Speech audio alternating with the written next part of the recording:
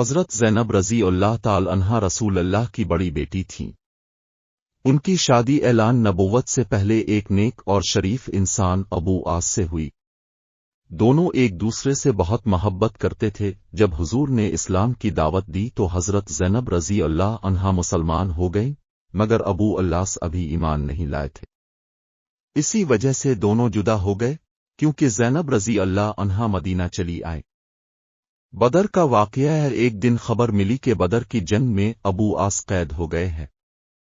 حضرت زینب رضی اللہ عنہا نے شوہر کی رہائی کے لیے اپنی ماں حضرت خدیجہ رضی اللہ عنہا کا ہار بھیجا۔ حضور نے ہار دیکھ کر رقت سے کہا، یہ میری خدیجہ کا ہار ہے۔ اپنے ابو آس کو آزاد کر دیا اور کہا کہ زینب رضی اللہ عنہا کو مدینہ بھیج دینا۔ چند سال بعد ایک رات ابو آس مدینہ آئے اور زینب رضی اللہ عنہا سے کہا، مجھے امان دو۔ صبح حضرت زینب رضی اللہ عنہا نے مسجد میں اعلان کیا، میں نے ابو الاس کو امان دی ہے۔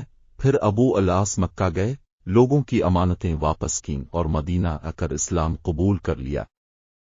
ایمان کی روشنی اسلام لانے کے بعد حضور نے دونوں کو دوبارہ ملا دیا، مگر افسوس یہ خوشی زیادہ دن نہ رہی۔ حضرت زینب رضی اللہ عنہا ہجرت کے زخموں کی وجہ سے جلد ہی اس دنیا سے رخصت ہو گئیں۔ سچی محبت